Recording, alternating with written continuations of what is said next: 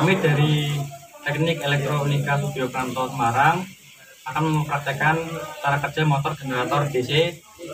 Saya Yulius Deni Saputra, NIM 19F10011. Saya Bima Nedi Pranoto, NIM 19F10012. Saya Roy Pada Krisna Wisnu Mahendra, NIM 19F10013. Berikut percobaannya.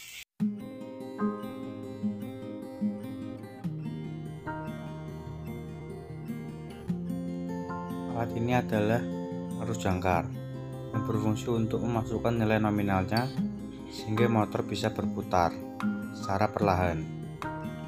Arus medan di sini fungsinya tidak jauh berbeda seperti arus jangkar. Arus medan dan arus jangkar harus saling beriringan dalam memasukkan nilai nominalnya sehingga motor bisa berputar secara perlahan. Motor DC adalah suatu perangkat yang mengubah energi listrik menjadi energi gerak yang dijalankan menggunakan listrik DC. Generator DC merupakan suatu perangkat yang mengubah energi gerak menjadi energi listrik, dan di sini generator DC menjadi beban dari sebuah motor DC. Pada arus jangkar, kita menggunakan input dan outputan DC, dan kita masukkan ke knop bagian motor DC, tepatnya yang saya beri lingkaran. Pada arus medan kita juga menggunakan input dan outputan DC, dan lalu kita masukkan ke dalam knop motor DC yang saya beri tanda lingkaran warna putih. Lalu kita putar nilai nominalnya pada arus jangkar secara pelan-pelan dan beriringan dengan arus medan sehingga motor berputar.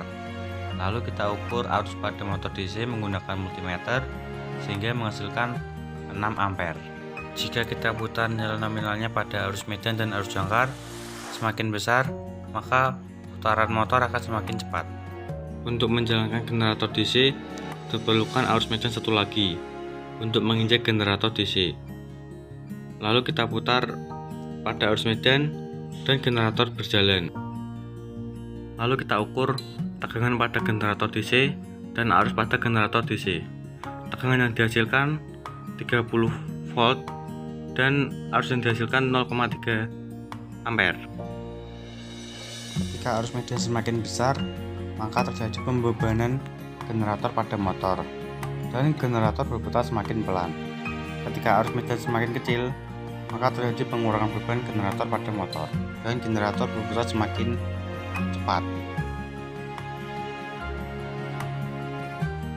Pada pengukuran ini bisa dilihat ketika pengurangan beban dan penambahan beban generator pada motor. Dan di sini saat terjadi pengurangan beban generator, maka motor berputar semakin cepat. Sekian penjelasan dari video kami. Terima kasih.